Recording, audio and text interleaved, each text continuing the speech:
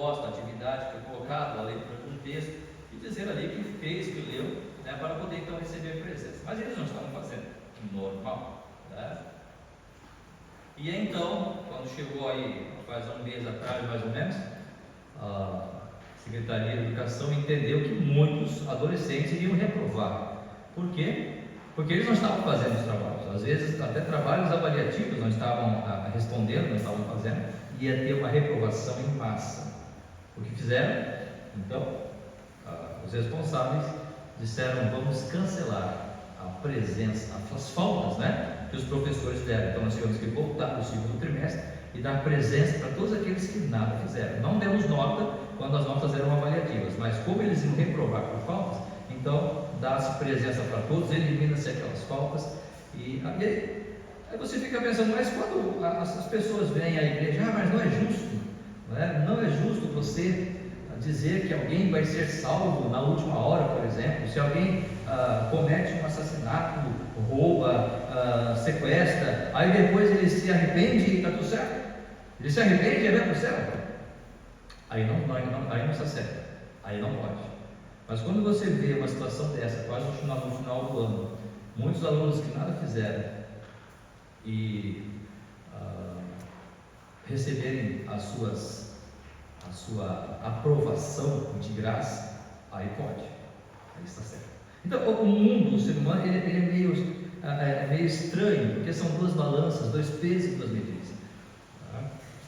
E a grande questão é: e aquele que fez?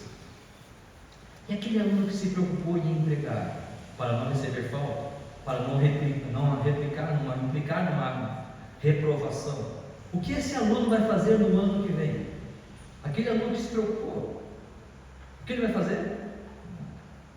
Porque se aqueles não fizeram nada, passaram, foram abonadas suas faltas, eu também não vou fazer nada, e eu quero que as minhas faltas também sejam abonadas.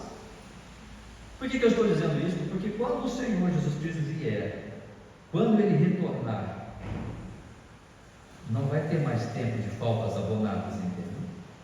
Ele está dando a liberdade hoje, e a sua palavra nos diz isso. E sempre foi assim. O Senhor Jesus, o Senhor Deus sempre foi um Deus justo, um Deus bom, um Deus de amor, misericórdia e graça. E vamos falar um pouquinho desta graça nesta noite. Mas Ele é também um Deus de justiça, e nós vamos falar um pouco disso também. Quantas pessoas estão olvidando, estão duvidando, estão desprezando a Ele na sua graça e misericórdia, achando que lá no final Ele vai esquecer todas as coisas, simplesmente porque sim. Porque afinal de contas Ele é um Deus de amor, e como Deus de amor, Ele haverá de abonar todos os meus erros e transgressões. É claro que não vai funcionar assim. A palavra do Senhor é muito clara quando o Senhor Jesus Cristo diz que há dois caminhos, um estreito e um largo. Há duas portas, uma estreita e uma larga. E nós precisamos decidir por onde entrar. Nós precisamos decidir por qual caminho seguir. A palavra do Senhor é muito clara com relação a isso. E hoje Ele está dando a oportunidade, através da sua graça, da sua misericórdia, para que nós entremos por aquele caminho, por aquela porta que Ele tem colocado para nós. Nós temos falado, irmãos, no livro do Êxodo, capítulo 32, já caminhamos ali até o versículo 10, né, do versículo 1 até o versículo 10 do capítulo 32 do Êxodo. E quando vimos ali a situação do povo, vimos ali que por conta da ansiedade, por conta de uma liderança fraca e por conta também de um desvio da concepção do que é a alegria, que falamos no domingo passado, nós podemos nos distanciar da vontade do Senhor. O ser humano, na sua ansiedade, ele quer coisas, ele deseja coisas. E esse desejar, esse querer desenfreado, muitas vezes faz ele desviar-se da vontade do Senhor. E quando ele encontra, e percebam que nós estamos falando, esse versículo 1 a 10 está se tratando do povo de Deus, não é qualquer povo. E quando falamos do povo de Israel, podemos então trazer para nós como igreja, como sendo o povo de Deus que representa Ele hoje aqui na terra. principalmente com as pessoas que não conhecem ou que não professam a Cristo como Salvador. Mas infelizmente acontece conosco sim. Nós, igrejas, hoje, pela nossa ansiedade de sermos e termos, nós permitimos tantas coisas, fazemos vistas grossas para tantas coisas, por causa da ansiedade que temos em ter coisas, e deixamos muitas vezes de servir ao Senhor, pela ansiedade de ser, e de ter agora aquela coisa, ou ser, conseguir qualquer coisa que seja. E quando encontramos então líderes maliciosos, líderes que da mesma forma estão também infestados pela ansiedade deste mundo, nós acabamos nos desviando daquilo que o Senhor mesmo estabeleceu para nós, daquilo que Ele nos orientou. E quando a nossa alegria está dentro de uma base defeituosa, distorcida, onde queremos encontrar alegria em outras coisas que não exatamente na própria palavra do Senhor, e ter o prazer no Senhor, então nós vamos nos distanciando mais e mais. E esta alegria que por hora nós temos, hoje temos, amanhã não teremos mais, porque ela não é eterna. Isso faz nos entrar numa ansiedade, que vamos encontrar líderes que vão alimentar mais essa ansiedade, e vamos buscar prazer e alegria nessas coisas, e esse ciclo vicioso continua, até que quebremos isso e encontremos o Senhor, até que encontremos de fato o caminho do arrependimento, o caminho da graça em Cristo Jesus. Moisés desce do monte, ele confronta Arão, e no versículo 25 do capítulo 32 de Êxodo, vai dizer o seguinte: vendo Moisés que o povo estava desenfreado, pois Arão o deixara à solta para a vergonha no meio dos seus inimigos, pôs-se em pé à entrada do arraial e disse: quem é do Senhor, vem até mim. Então se juntaram a ele todos os filhos de Levi, aos quais disse: assim diz o Senhor, Deus de Israel, cada um cinja a sua espada sobre o lado. Passai e tornai a passar pelo arraial de porta em porta, e mate cada um a seu irmão, cada um a seu amigo e cada um a seu vizinho. E fizeram os filhos de Levi segundo a palavra de Moisés, e caíram no povo naquele dia uns 3.000 homens. Pois Moisés dissera: consagrai-vos hoje ao Senhor, cada um contra o seu filho e contra o seu irmão, para que ele nos conceda hoje bênção. A coisa não é de graça. Houve um pecado. Lembra que nós falamos? As faltas não serão acordadas. A coisa é séria. Muitas pessoas acham, estão vivendo, jovens estão vivendo, como se não houvesse amanhã, como se a sua vida hoje não houvera de ter que prestar contas para um Deus que nos criou e nos fez. Perceba que aqui há um julgamento, vamos falar um pouco mais sobre isso, mas há um julgamento do pecado sim, mesmo que esse Deus seja um Deus de graça. E vamos mostrar por que isso aconteceu. Mas no versículo 30, que é o nosso texto base, do versículo 30 ao 35, vai dizer o seguinte: no dia seguinte disse Moisés ao povo: vós cometestes grande pecado. Agora, porém, subirei ao Senhor, e porventura farei propiciação pelo vosso pecado. Tornou Moisés ao Senhor e disse: ora, o povo cometeu grande pecado, fazendo para si deuses de ouro. Agora, pois, perdoa-lhe o pecado, ou, se não, risca-me, peço-te, do livro que escreveste. Então disse o Senhor a Moisés: riscarei do meu livro todo aquele que pecar contra mim. Vai, pois, agora, e conduze o povo para onde te disse: eis que o meu anjo irá diante de ti, porém no dia da minha visitação vingarei neles o seu pecado. Feriu, pois, o Senhor ao povo, porque fizeram o deseo que Arão fabricara. Vamos orar mais uma vez. Muito obrigado, Pai, nós te louvamos pela tua palavra, rogamos a tua graça, que pelo ministério do teu Santo Espírito faça ser vivificada em nossos corações, para compreendê-la e aplicarmos ela efetivamente em nossa vida a cada dia. Muito obrigado, nós oramos e agradecemos em nome de Jesus. Amém. Pastor, eu não vi graça aqui. Eu vi 3.000 homens morrendo, eu vi Deus dizendo no versículo 34: No final do versículo: porém, no dia da minha visitação, vingarei neles o seu pecado. Feriu, pois, o Senhor ao povo, porque fizeram o bezerro que Arão fabricava. Eu não vi graça aqui, não. Eu não vi misericórdia nenhuma. Teve sim, claro. Vocês sabem que o povo, quando entrou no Egito, no povo de Israel, ou seja, Jacó, seus filhos, as esposas, quando entraram no Egito, era um total de 70 homens, 75 pessoas, 75 pessoas. Durante esse tempo, 400 anos que ali ficaram, o povo, só de homens, se você vai ver isso em Êxodo capítulo 12, verso 37, Êxodo 12, 37. Assim partiram os filhos de Israel de Ramessés para Sucote, cerca de 600.000 a pé, somente homens, sem contar mulheres e crianças. 600.000, só homens.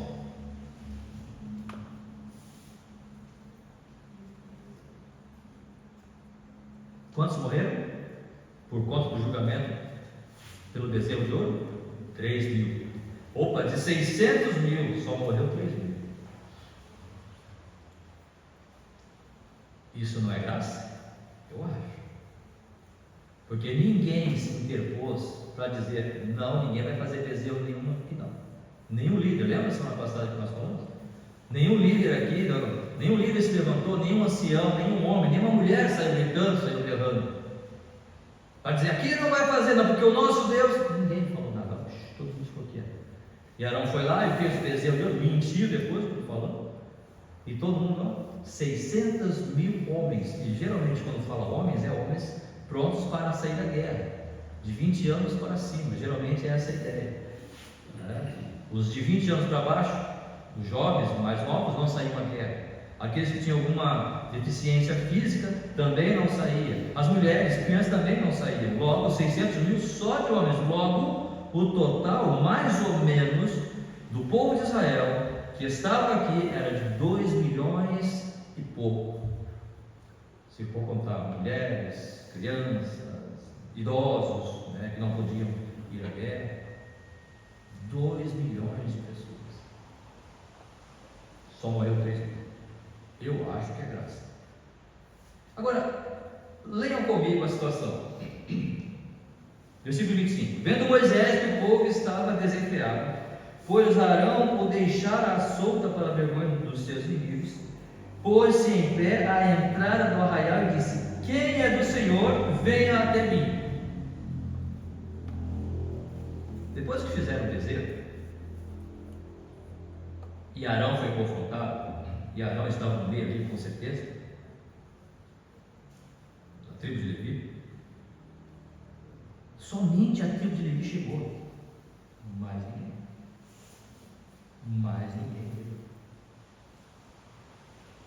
Mas qual é a ideia? Por que somente aqueles 3.000 homens foram mortos? Eu não sei qual foi a dinâmica que aconteceu aqui. Eles ficaram esperando a parede, os levitas foram lá com a espada e começaram a matar, e eles esperando, ou saíram correndo, eles saíram correndo atrás, eu não sei, com um cavalo, ou Deus cegou eles, ou Deus colocou eles numa situação de me fugiu a palavra,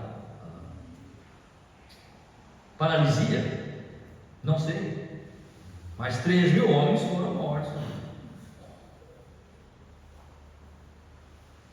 Mas a ideia que me passa é a seguinte: quem é do Senhor, venha até mim. Ou seja, quem entendeu que o que aconteceu aqui está errado, e você se indigna com isso, você se indigna com essa situação, venha até mim, porque nós vamos ter um tratamento aqui nesse momento.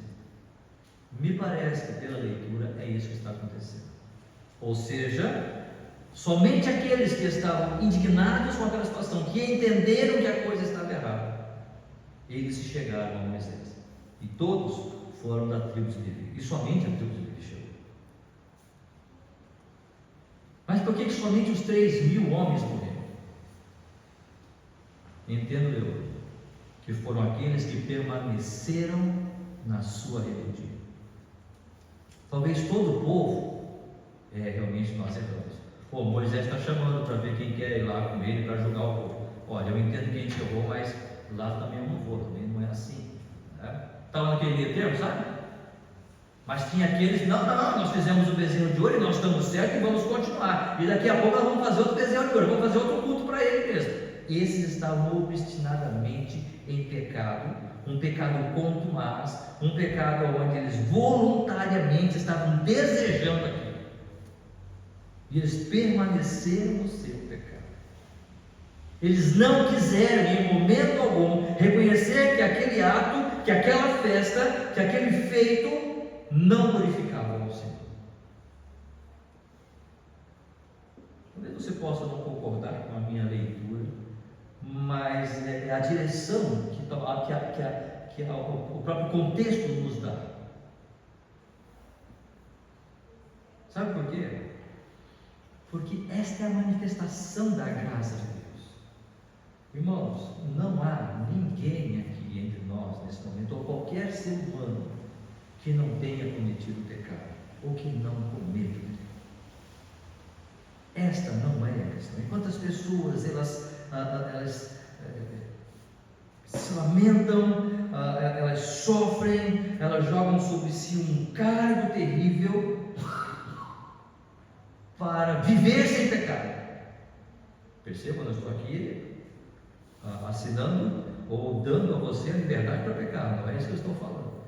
Mas eu estou dizendo que nós somos pecadores. E 1 João vai dizer: se dissermos que não temos pecado, fazemos mentiroso, e a verdade não está em nós. Para que nós possamos compreender a graça de Deus, é necessário que nós entendamos que somos pecadores. E possivelmente esses 3 homens que morreram, eles não estavam entendendo que pecaram. Eles não estavam compreendendo o erro deles. Eles estavam cegos com relação às suas faltas, com relação às suas transgressões. E eles queriam continuar a fazer aquilo. Enquanto que o restante do povo diz: realmente acho que nós erramos. Eu tenho até vergonha de lembrar do que aconteceu ontem. Eu não vou lá com Moisés porque eu tenho vergonha, não vou pegar uma espada, isso também não. Mas eu tenho vergonha sim. Enquanto esses 3.000 homens continuavam liderando a rebeldia, continuavam ainda inflamando o povo para dizer: vamos continuar adorando aquele bezerro. Mas a manifestação de graça a nós é a própria palavra do Senhor dizendo para nós o que nós devemos fazer. Deus não nos criou e não nos deixou ao léu da sorte para dizer: olha, eu criei vocês, agora eu quero que vocês me adorem e me sirvam, mas façam aí do jeito que vocês quiserem. Se eu não gostar, eu vou fuzilar vocês. Se eu não gostar da adoração, eu vou eliminar todo mundo. Não, Ele deu todos os princípios, orientações para que nós soubéssemos como fazê-lo, como adorá-lo, como viver em santidade, como buscar esta graça, como reconhecer quando pecamos e quando corremos para Ele, quando necessitando estivermos. É a sua palavra que nos orienta, porque a palavra de Deus é como espada de 2 gumes, que penetra até a divisão da alma e do espírito, e das juntas e medulas, e é apta para discernir os pensamentos e intenções do coração. É a sua palavra que vai lá no nosso interior para mostrar quem somos nós, o que sou eu. Você já passou por aquela situação em que você está lendo e você leu aquele versículo fala diretamente com você, e você: eu errei, eu falhei, eu pequei. Essa é a espada do Espírito entrando bem no meio do seu coração, dividindo o que é certo e o que é errado, o que é bom, o que é ruim, o que é santo e o que não é. E Moisés diz para os levitas: peguem a espada, e com essa espada vocês vão matar seus amigos, seus irmãos, seus vizinhos. Esta é a graça de Deus, a espada dele, a sua palavra, para mostrar a nós aonde estamos errando, aonde estamos falhando. A questão não é se vamos ou não vamos pecar. Já saímos disso, espero. Já deixamos isso para trás. questão não é que eu quero ser melhor do que o meu irmão. Já sabemos que nós não somos melhor que o irmão. Nós já deixamos esse estágio. Esse estágio fica para o mundo, um querendo ser melhor que o outro.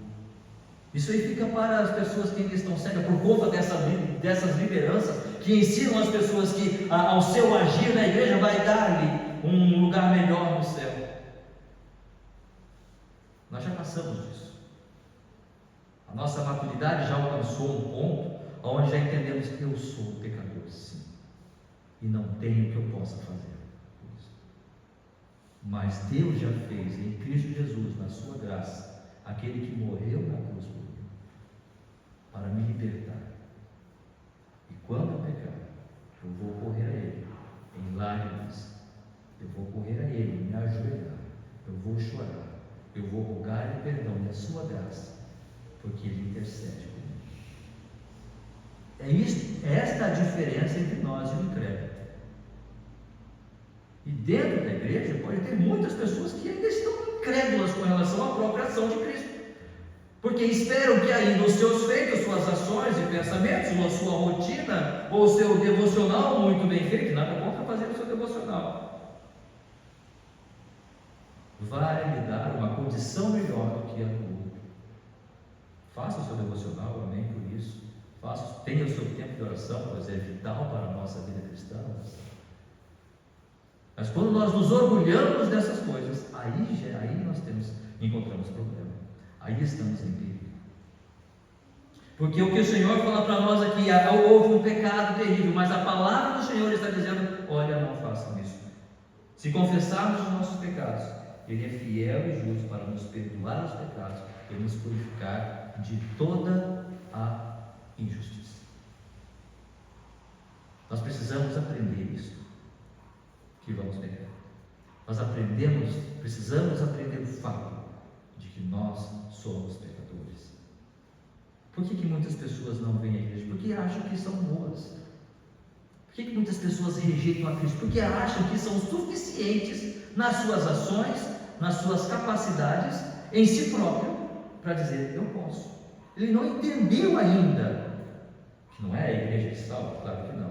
Mas é aqui onde nós compartilhamos a bênção de um dia termos encontrado Cristo, ou seja, Cristo ter nos encontrado, para então louvarmos a Ele, e em gratidão louvarmos a Ele, porque nós entendemos que se confessarmos os nossos pecados, Ele é fiel e justo para nos perdoar os pecados e nos purificar de toda a injustiça. Mas qual injustiça? Que injustiça é esta? Ora, Romanos capítulo 5, verso 20 e 21. Romanos 5, verso 20 e 21.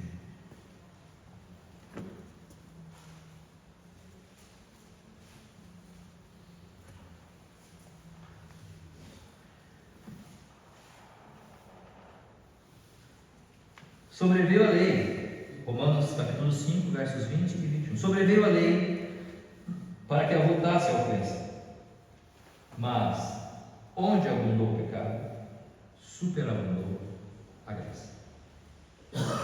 Onde abundou o pecado, superabundou a graça. O pecado sempre está, mas a graça de Deus é maior do que o pecado que cometemos. Sabe por quê? Porque Ele não está nos nossos feitos. Verso 21. A fim de que, como o pecado reinou pela morte, assim também reinasse a graça pela justiça, para a vida eterna, mediante Jesus Cristo nosso Senhor.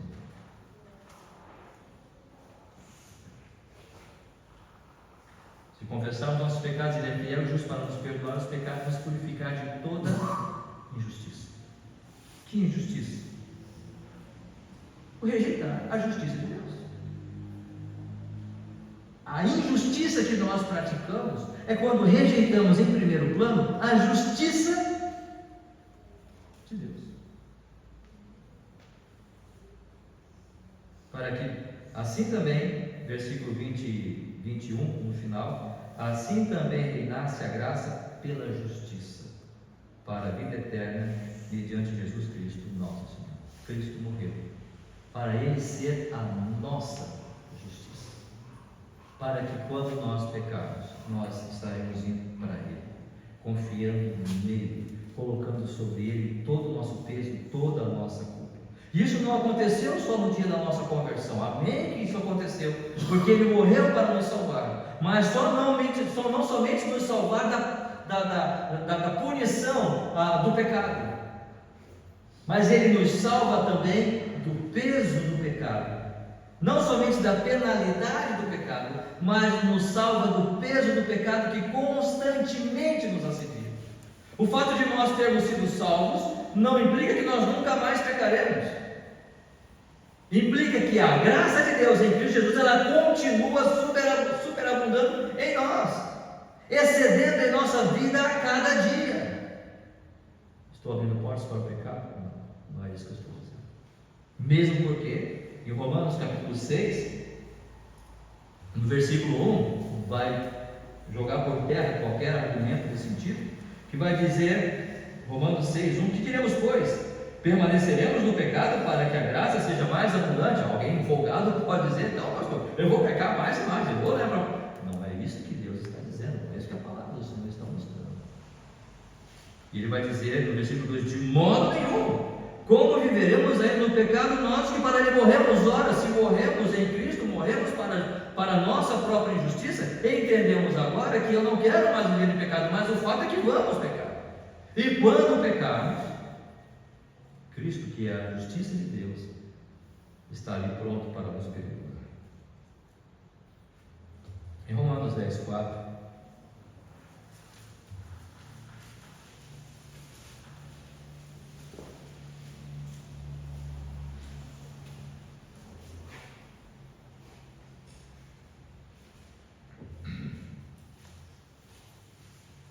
vai mostrar um pouco mais sobre essa injustiça que praticamos. Porque o fim da lei é Cristo, para a justiça de todo aquele que crê. O fim da lei é Cristo. E se você crê, essa justiça é tua. Não há mais injustiça em você. Parece tão fácil, parece tão pequeno, parece tão simplório esse evangelho, mas é o mais difícil de se viver. Porque o homem quer, por toda força, ganhar o céu pela sua própria energia, pela energia da sua carne. É o evangelho mais difícil de se viver, que é aquele evangelho que diz que você precisa confiar em Cristo, não em si mesmo.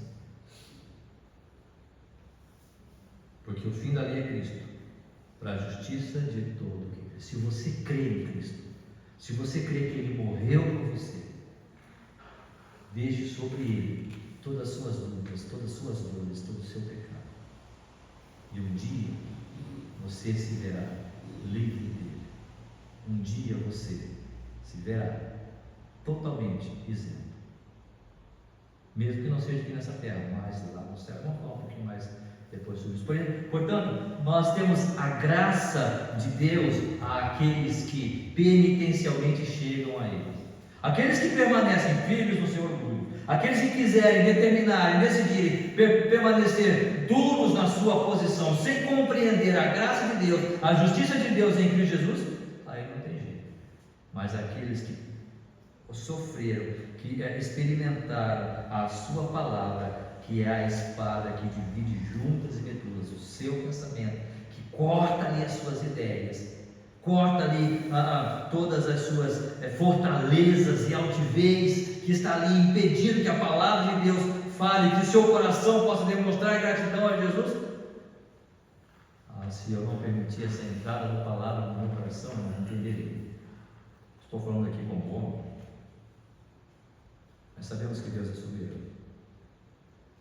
Mas aqueles que permitem essa palavra chegar ao seu coração, que estão dispostos a ouvir Deus falar, com certeza Deus fala.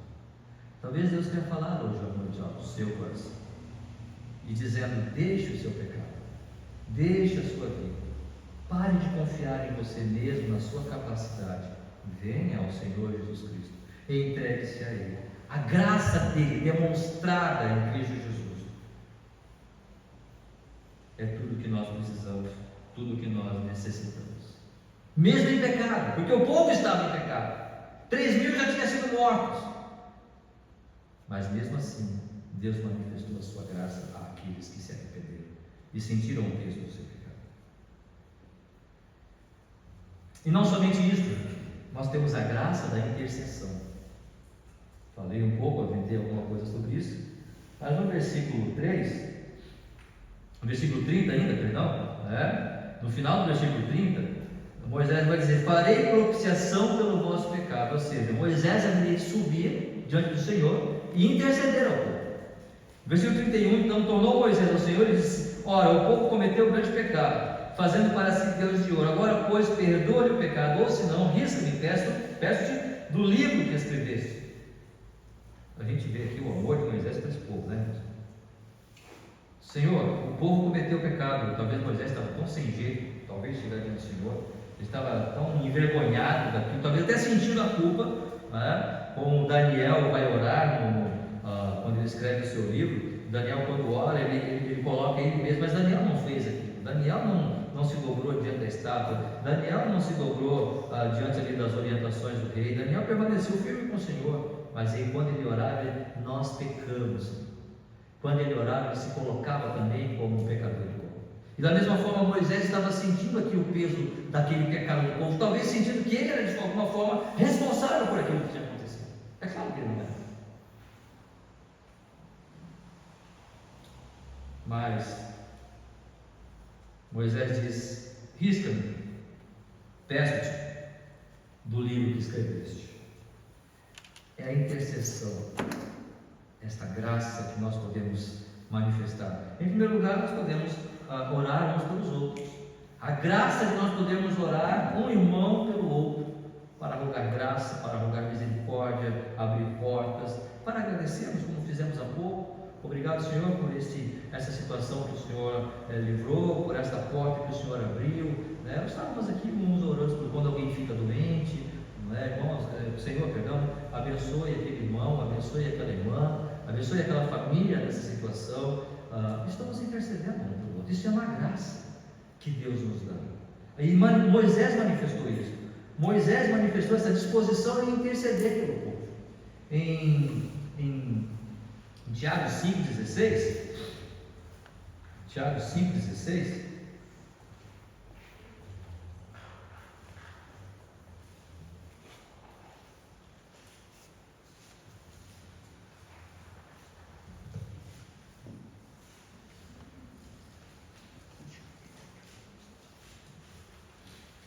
Tiago vai dizer ali: confessai, pois, os vossos pecados uns aos outros e orai uns pelos outros para serem curados. Muito pode, por sua eficácia, a súplica do justo.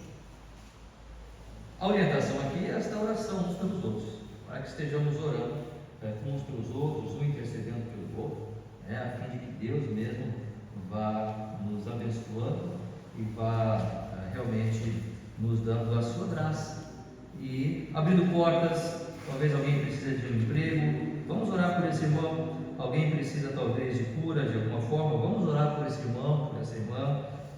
Alguém precisa de alguma orientação espiritual, de um crescimento espiritual, vamos orar. Talvez pessoas que precisam de salvação, você tem um amigo, um parente, você quer muito aquela pessoa salva, convertida, você está trabalhando com ela, falando com ela, vamos orar uns pelos outros.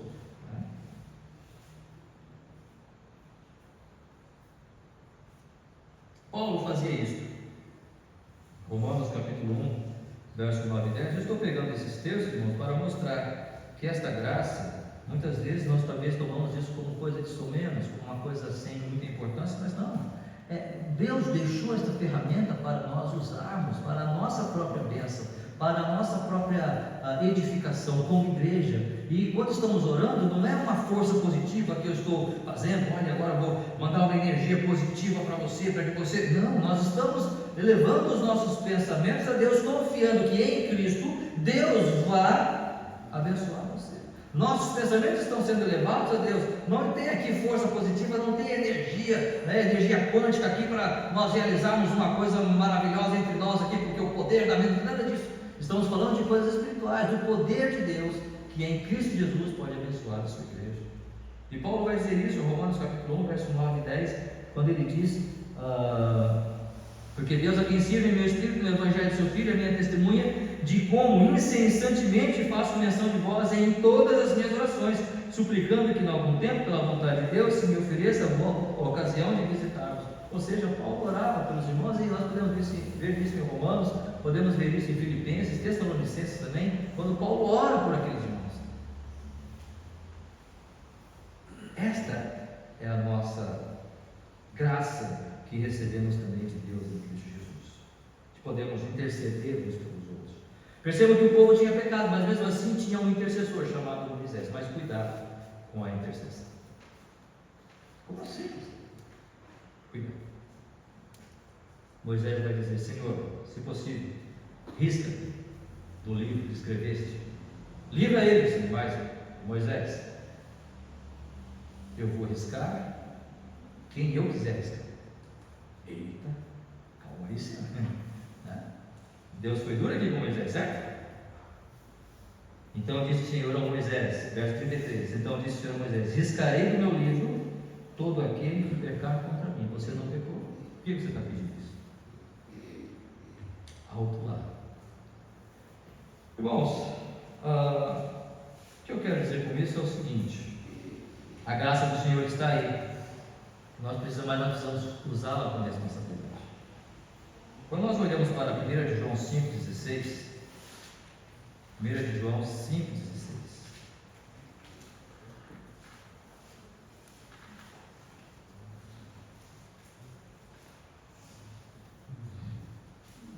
se alguém vir a seu irmão cometer pecado, não para a morte, pedirá, e Deus lhe dará a vida. Aos que não pecaram para a morte, perdão. Vamos ler, começar de novo, né? Se alguém vir o seu irmão cometer pecado, não para a morte, pedirá, e Deus lhe dará vida aos que não pecaram para a morte. Isso mesmo. Há pecado para a morte, e por esse digo que não morre.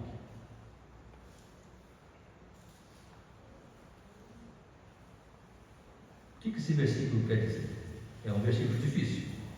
É um versículo que merecia talvez uma exposição, talvez só nele, ou numa escola dominical, conversando, trocando ideias.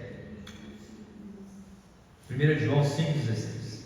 Mas o fato, irmãos, é que a palavra do Senhor vai dizer que há pecado para a morte. Existem pecados que não são para a morte. Existem pecados que são para a morte. Alguns segmentos, principalmente o catolicismo romano, vai entender alguns pecados que são para a morte, mas a palavra do Senhor diz que, se confessarmos os nossos pecados, Ele é fiel e justo para nos perdoar os pecados e nos purificar de toda injustiça. Que pecado é esse para a morte? Ora, do que está falando aqui a palavra? Irmãos, muitas vezes nós temos pessoas que estão irremediavelmente dispostas a viver tão somente no seu pecado. Nós já entendemos que aquela pessoa já foi falado do Evangelho, para aquela pessoa já foi lhe apresentado o amor de Cristo. Está ali a sua vida, o seu testemunho, o seu amor por ele, por ela, mas ele continua irredutivelmente na sua rebelião. Bate a poeira das sandálias e vai embora. Deixa. Porque este é um pecado para a morte. O pecado para a morte é aquele pecado onde a pessoa não quer reconhecer que ela está errada. O pecado para a morte, e muitas vezes isso acontece na própria igreja. Tem pessoas que estão irredutivelmente no seu pecado, no seu erro. E ele não consegue encontrar prazer em outra coisa senão fazer as coisas dele, viver os planos deles, estabelecer aquilo que ele quer. Mas ele não quer se render ao senhorio de Cristo na sua vida. Há um momento podemos orar, mas quando chega aquele momento é nós estarmos abusando da graça de Deus. É como se aqueles levitas que estavam ali, quando Moisés chamou, e ele dissesse: não, Moisés, vamos dar mais uma chance para eles. Não, Deus está dizendo para puni-los. Agora é o momento de puni-los. Estão entendendo? Eu não estou dizendo que amanhã todos devem vir com espada aqui, não é? estou dizendo que a palavra do Senhor, a orientação de Deus é que nós podemos e devemos orar por todas as pessoas. A grande questão é que quando nós percebemos que aquela pessoa ela quer continuar no seu pecado, e isso independente de quem seja, pode ser parente, pode ser filho, pode ser irmão, pode ser o que for, é pecador igual. Nós precisamos cuidar com o fato de que muitas vezes estamos desperdiçando o nosso tempo, o tempo que Deus nos deu para louvá-lo e engrandecê-lo, orando por pessoas que estão determinadamente querendo viver o seu pecado. E aí não tem o que fazer, apenas entregar: Senhor, então essa vida é tua, o Senhor o criou, o Senhor conhece a vida dele, não tem mais o que eu possa fazer, eu entrego ele nas suas mãos, o Senhor faça com ele o que o Senhor quiser. Nós não podemos ser condescendente com o pecado, porque a graça da intercessão é de fato uma graça, mas é uma graça de Deus, não é minha graça, pertence a Ele.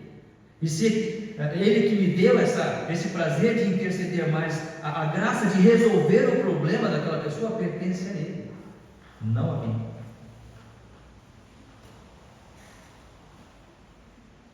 Mesmo porque, quando Moisés quis interceder pelo povo e morrer pelo povo, Deus disse: não, eu vou riscar do meu livro quem pecar. Sabe por quê, Moisés? Porque você não pode morrer por eles. Você é pecador igual a eles.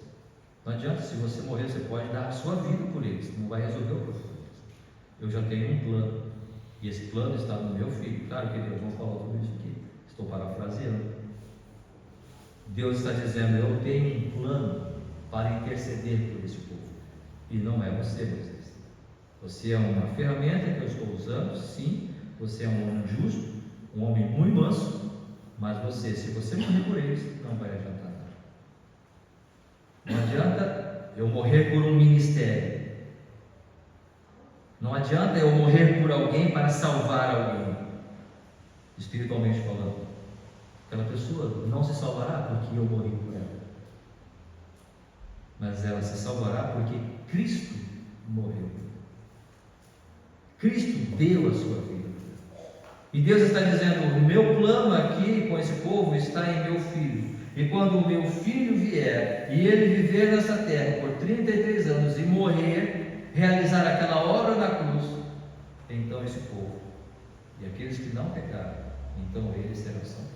Mas aqueles que pecarem e continuem em rebeldia, esses continuarão aí sob o meu jugo, sobre o meu juízo. Portanto, a graça do perdão aos penitentes e a graça da intercessão, primeiro que nós podemos manifestar entre nós, e a intercessão de Cristo por nós. Esta graça é uma graça maravilhosa, porque Cristo entende as nossas dores, Ele entende as nossas lutas, porque Ele viveu aqui nessa terra durante 33 anos. Nós podemos confiar que Ele entende de fato o peso do pecado sobre nós. Não porque Ele tenha pecado, claro que não, mas porque Ele viu, conhece a nossa estrutura e sabe quem nós somos, e sabe o peso do pecado que nos assedia constantemente, porque Ele também foi assediado. E Ele intercede por nós. Mas sabe, apesar de tudo isso, apesar de todo esse peso, de todo esse pecado, de todas essas falhas que nós cometemos, de todos esses desvios que nós manifestamos, ainda assim o Senhor continua gracioso. Sabe por quê? Ele mostra isso porque o seu plano continua. No versículo 33, Deus vai dizer: então disse o Senhor a Moisés: riscarei do meu livro todo aquele que pecar contra mim. Perdão, versículo 34: vai, pois, agora e conduze o povo para onde te disse. Eis que meu anjo irá adiante de ti, porém no dia da minha visitação vingarei neles o seu pecado. Feriu, pois, o Senhor ao povo, porque fizeram o deseo que Arão foi pecar.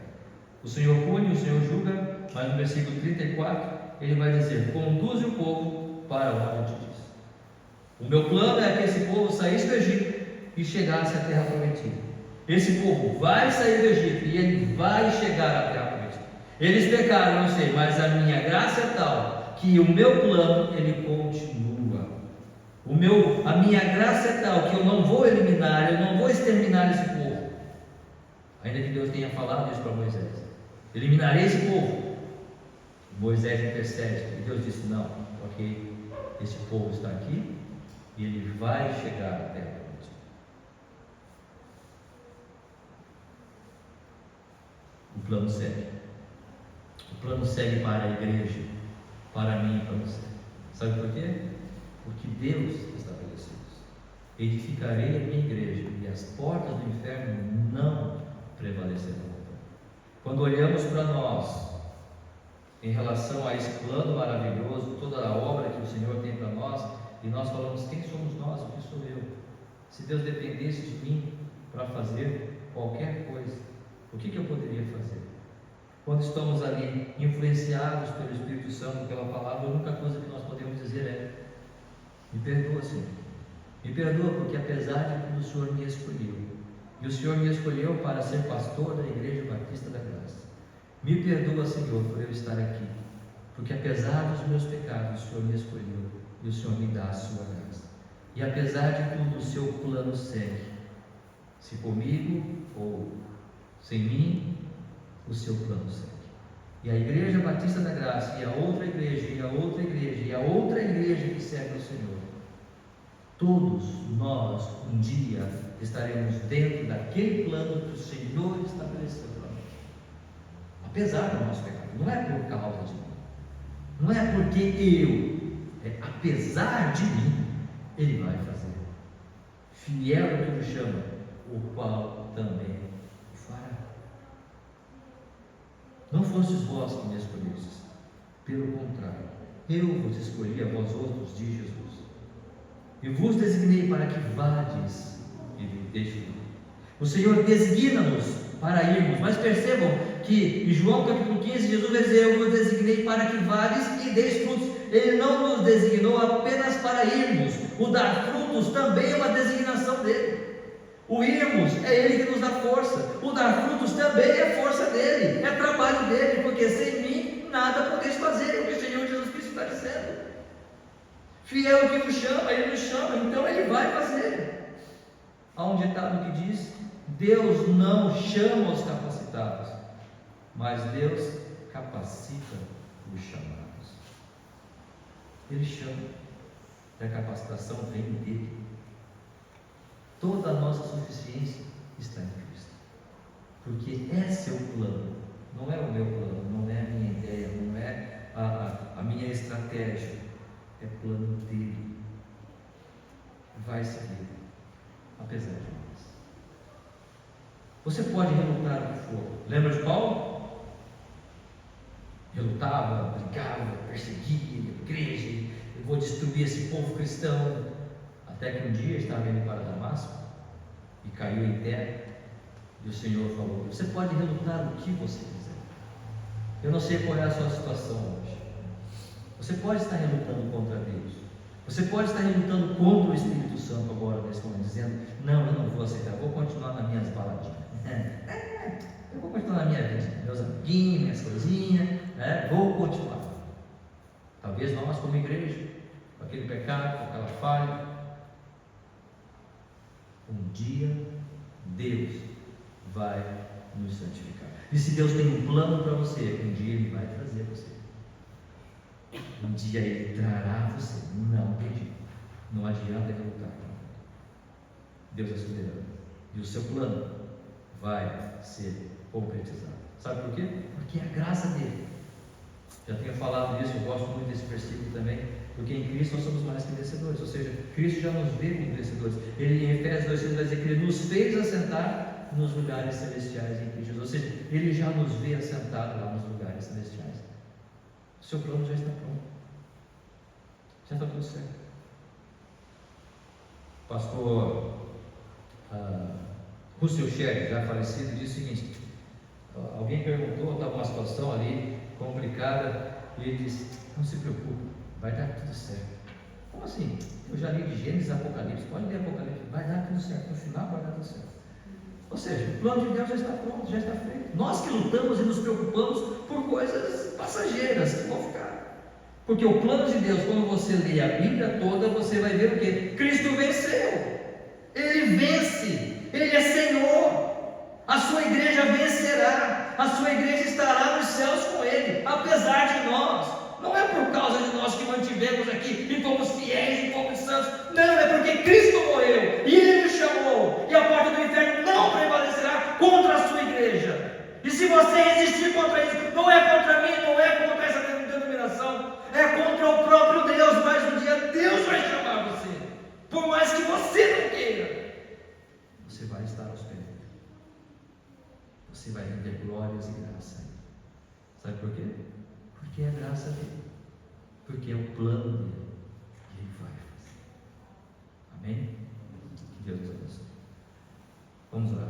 Nosso Deus e nosso Pai, nós pedimos a Tua graça por tantas vezes quanto temos falhado, errado, pecado contra o Senhor. Porque na nossa limitação, na nossa impaciência, na nossa fraqueza, nós muitas vezes não compreendemos tamanha graça, tamanho amor, tamanha misericórdia e perdão revelado a nós.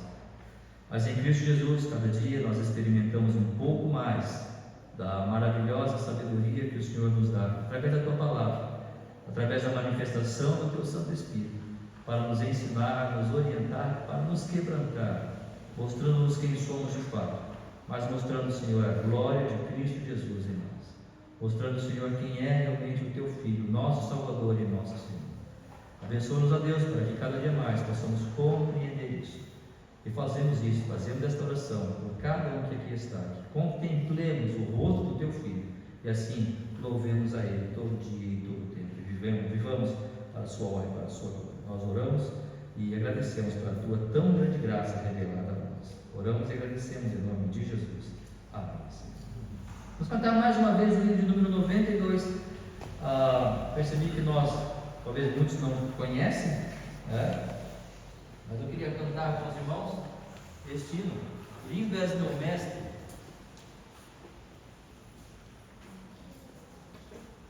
Louvando ao Senhor, fica em pé, irmão, por favor. Não sei se você já ouviu, se você conhece. Pode soltar a voz, né? Pensando na beleza de Cristo, em tudo que Ele fez por nós, tudo que Ele fez por você, tudo que Ele fez para nos salvar de fato. Como nosso Senhor é lindo e, apesar das nossas transgressões, Ele continua a interceder por nós, mostrando a graça de Deus a cada um. Senhor.